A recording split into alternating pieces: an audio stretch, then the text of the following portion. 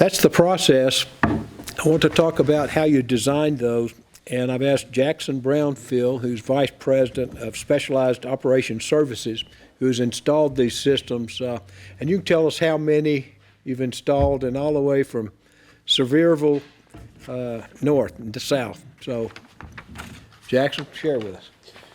Okay, so y'all are in trouble because I'm going to work from notes tonight to keep me fast, and I do not speak well from notes. I speak better off the top of my head, but I'm going to try to keep out of the weeds, but I'm going to be addressing several issues. As Bill said, I'm going to tell you kind of the history of on-site treatment. I'm going to tell you where it fits, how we size it, how it operates, and how its performance is. First off, I want to start off by saying that some of my points are going to be very pointed in that I have had some disinformation come from Walden on these systems. And I want to get that record straight. And I will stay after and I will answer any question that any person in here has to get those questions straight. I'm a chemist by education. I've been doing this for 35 years. I am also a licensed operator in the state of Tennessee. I know what the regulations are. I know how the hierarchy works. So this is my forte. I'm going to start out by telling you the brief history of on-site disinfection. When we do on-site generation, and that's why I also keep saying that. I'll try not to do that anymore. So on-site treatment in the 60s and the 70s and then in the 80s was very popular with anybody who didn't have access to a sewer and had a commercial business or residence or apartments that they want to build or whatever. But the problem was that there was no federal guidelines or regulations at those points in time for those types of systems. And because of that, you were basically on your own to build a lagoon, a pond, a mound system, some version of a recirculating sand filter, a recirculating gravel filter, but there were no federal guidelines on that until the late 90s, okay? So you can imagine that most people that were doing these systems either didn't have a lot of experience with them or said, let's do it as inexpensively as possible. So what happened in most cases was you got a system that didn't work very well. Lots of failures of those systems. Typically, the system was a recirculating sand filter or a recirculating gravel filter, and basically all that is a hole in the ground with a liner, kind of like a pond liner, put in it, and that's filled up with gravel or sand. You put a series of pipes and some pumps in there, and that keeps recirculating, and as the water trickles over the media, the gravel or the sand, the bacteria that has been generated on the filters digests the waste and does some filtration, but mostly it digests the waste. So the problems with that were, as I said, people just didn't have anything that told them this is how you have to do it, this is what we want out of it. Then in the 90s, we did get to that point. Now, during that point in time, there was a company called Orenco. It's an Oregon company. Orenco stands for Oregon Company, you know. They were very, very green-oriented, self-sustaining and sustainable treatment technology driven, and wanted to improve that recirculating sand filter technology, and they did. They brought a lot of innovations to the recirculating sand filters and gravel filters and made them more efficient and got the performance to a much higher degree. In the 90s, Orenco brought about a technology that completely replaced the recirculating sand filters and gravel filters with a package system that we're going to get to here in a little bit, and Cody will pass around the media that we use in that. We're going to start, however, with what's known as a step system. And a step system, and I'm doing this because I saw a snippet from a Walden's city meeting where a person indicated that step systems were built to fail in 4 to 5 years. Our step systems are not only not built to fail in 4 or 5 years, they're built not to fail.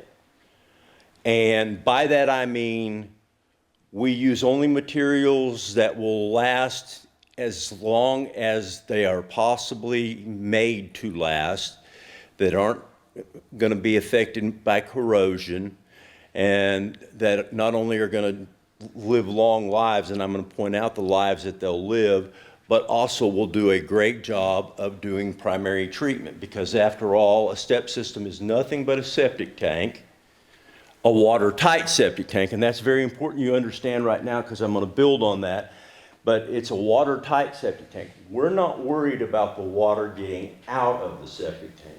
We're worried about the water coming into the septic tank from the groundwater.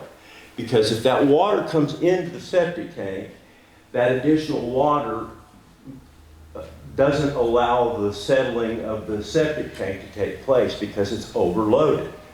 Further, the water that we send out, since it's not treated well in the septic tank, gets to the treatment plant, and it's not been as primarily treated as it should be, so it's not as good as it should be in getting to the treatment plant, but there's also quite a bit more of the water. So a watertight septic tank is very important. Luckily, we now have many, many manufacturers of quality septic tanks. It used to be a real problem to find a quality septic tank. The step system includes a pumping system, a control panel, and the heart of the matter is what's known as a PVU, and that is the thing that goes down in the septic tank, holds the pump, but has a filter in it. And Orenco's filter is known throughout the industry as the best filter in the industry for keeping the solids in the septic tank. We want to keep those solids in the septic tank. We don't want to pump them out, stream them through the pump, because that's what typically damages these systems, is a damaged pump because it's been pumping solids. Furthermore, if you're pumping those solids into your plant or even into your field lines, you're plugging your field lines and everything with those solids. So a filter like the Orenco filter is extremely important in keeping those solids in. The Orenco filter is built of HDPE. It does not fail. It doesn't wear out. There's nothing consumable on it. Every 3 to 5 years, you will pull it up out of the tank, spray it off right above the tank with your hose pipe, drop it back in the tank. That's it. I have had one filter that we've replaced in the last 9 years. I didn't even know the part number for the filter individually after 35 years because I never had to buy one by itself. That would be Mr. Crucy, who's fallen asleep on me back there. Did it get broken transport, or did the contractor break it? Without naming the truck line, they dropped it, unloading it, and when they dropped it, the filter was shattered. But it did not process fail. There you go. It was handling failure on the way to the job. There you go. That's the only one I've ever replaced. So the filter's not going anywhere. It's made for a lifetime. The pump has a lifetime expectancy of 20 to 25 years. 20 to 25 years.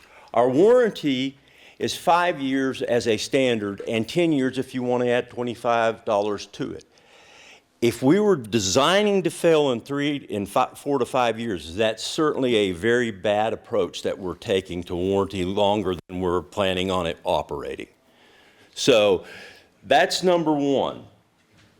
The step system itself also does something very, very good for communities, and that is when you get to a wastewater system, and we'll talk about this real briefly, when you get to a wastewater system, the larger regional plants, the Mocks and Benns, the Bradley counties, the Clevelands, whoever, which also we work with those plants. We don't only work in these smaller plants, we also work with the larger utilities. I've been working with KUB.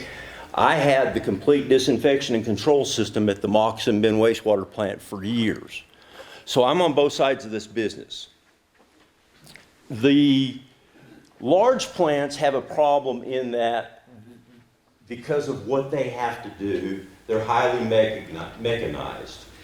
The more mechanical aspect you get to it and the more chemical aspect you get to treating, the harder it is to do. The more sophisticated your operator has to be, the more money you spend.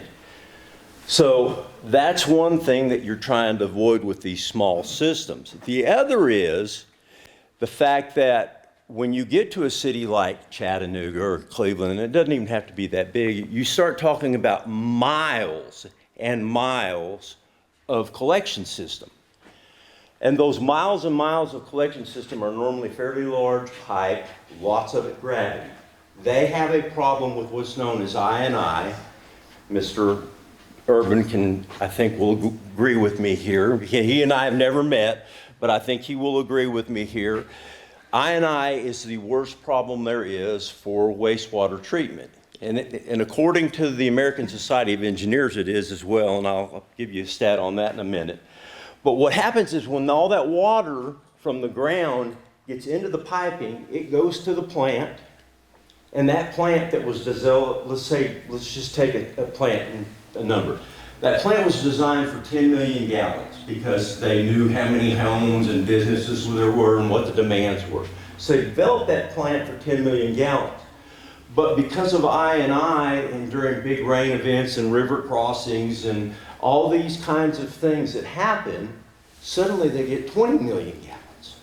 Well, that throws off their performance immediately and massively in some cases. And sometimes because of how they have to operate their plant under those stress conditions, they damage things or they just can't keep up with the demand and all they do is disinfect, which is called bypassing, or they violate their permit, which is called to not be in compliance.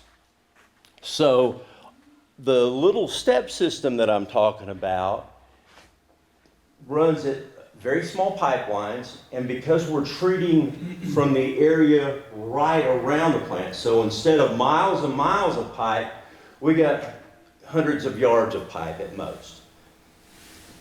That pipe is also all very small and under pressure. Because it's under pressure and very small, water can't get in. So the only thing we treat in our system is wastewater. Our plant doesn't have to be made any larger for infiltration.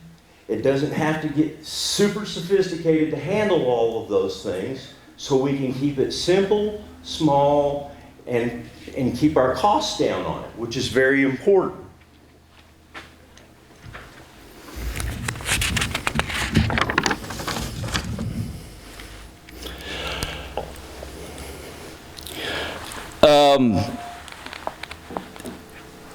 TDEC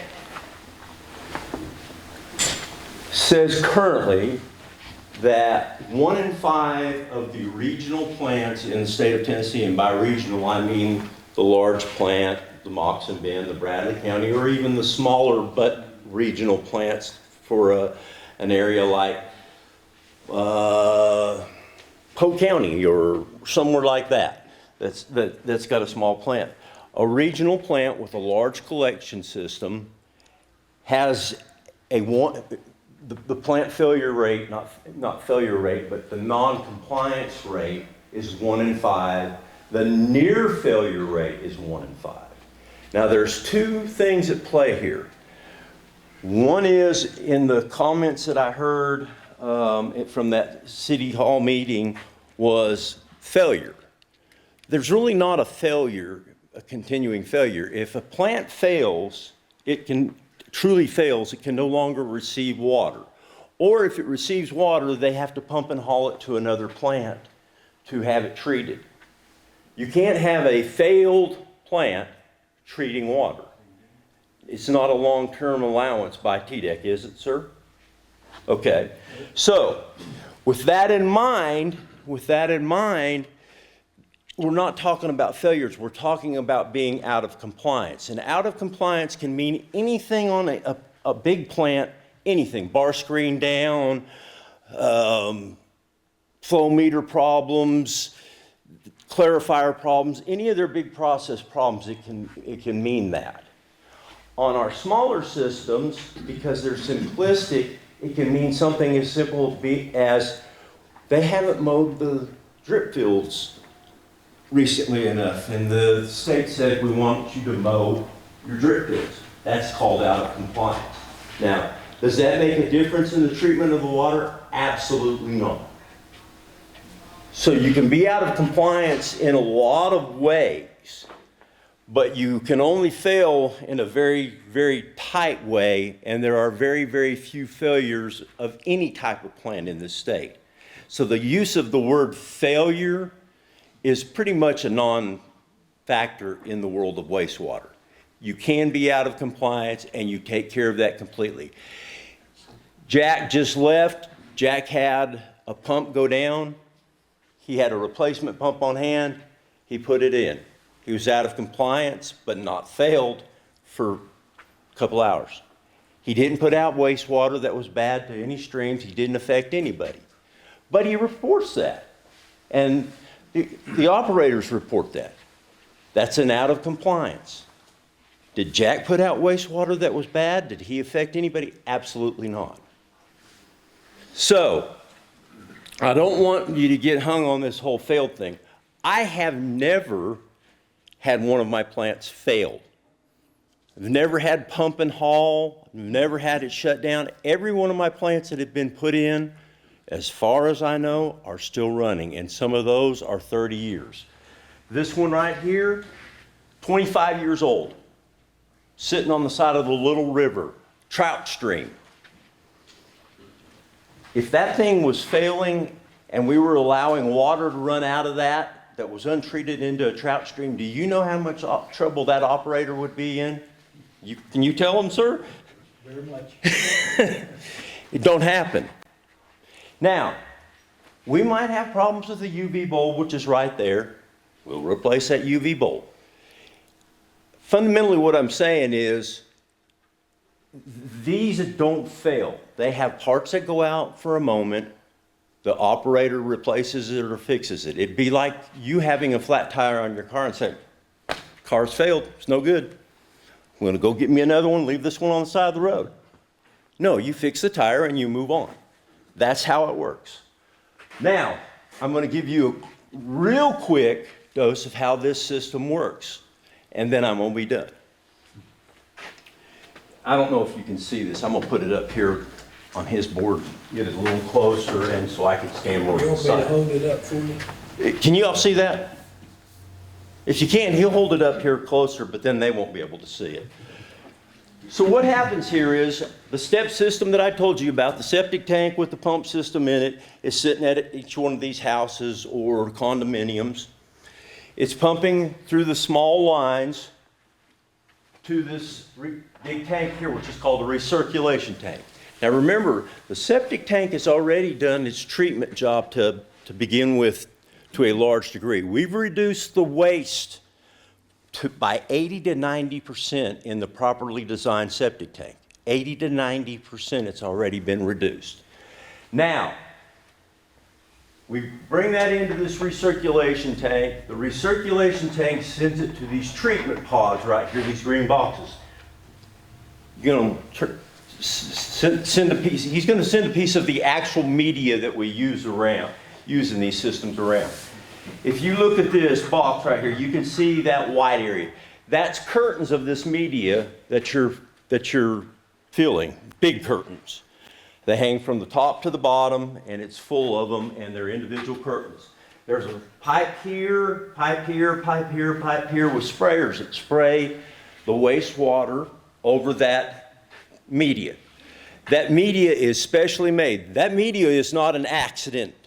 That media was in formation for years and years by our RENCO to do the job of treating just wastewater, but being long-lived.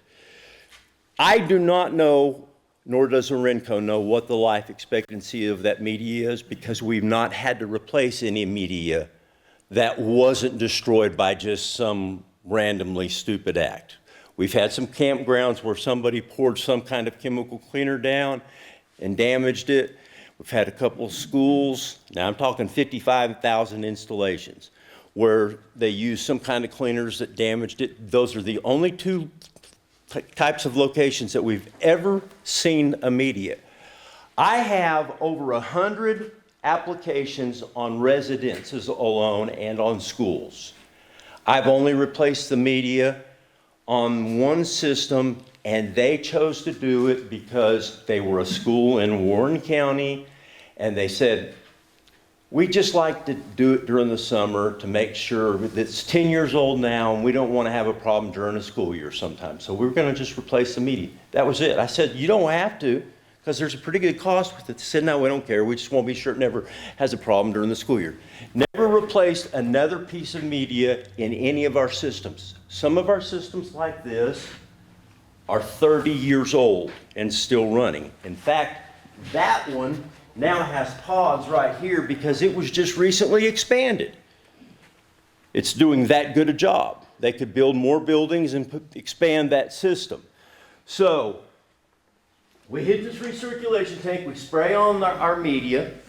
Our media is specially made. It has the ability to have very large voids in it, which allows it to keep moisture. So schools and campgrounds love it because plants can't keep their media wet, have their media die. Well, that'll stay wet for months without getting any additional water on it because of its design. It'll also have more surface area by far than gravel or sand. Surface area is extremely important when treating wastewater through trickling media, because the more surface area you got, the more bacteria you grow. The more bacteria you grow, the better you treat the wastewater. What we do is we send it to these treatment pods. It recirculates through there 4 times to 5 times. We are continuously bringing in water from septic tanks, mixing it in this recirculation tank with treated water, and then circulating it anywhere from 4 to 5 times. We get down to, he said that there's a standard for BOD of 45 for subsurface disposal in the ground, okay? Our standard output on this is 10. Now the requirement is 45. So we're also at 10 on our suspended solids. Is that much below what's required? Yes. Those are not guesses, those are fact after fact after fact. So we're giving you a level of treatment in this system that is well beyond what the state requirement is. Furthermore, and then I'll finish with this. The state TDEC is very conservative in how they size these systems themselves. They will only let us inject water at 0.25 gallons per day per square foot into soil. That's good enough. Some of this soil could actually handle 4 to 5 times that level of water without any problem. But we can only do 0.25. That's all they'll allow. Even if the geoscientists or the soil scientist says, oh, it could do much more. So we're underloading the soil in most cases by a large factor. The other factor in the oversizing of these systems is it has been proven, well, the TDEC's requirement is for every bedroom in a residence. So when we look at a system, we say how many bedrooms total is there going to be in it? Not how many houses, but how many bedrooms. For each bedroom in that development, we put in 100 gallons per day by regulation. 100 gallons per day. So a 3-bedroom house, 300 gallons per day is going to be contributed to wastewater. We know that with a step system, which gets no infiltration because of its design, that we're only getting 60 gallons per day contributed per bedroom. but we're designing at 100.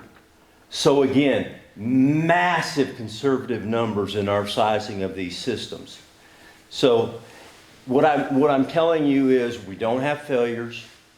We have occasional out of compliance issues, which are nothing but pumps or something that are easily replaced. And these systems do extremely well below what is required for subsurface disposal. And you guys have one of the better operating entities. Their requirements are tighter than the state of Tennessee's. Hamilton counties are. That's it. Thank you.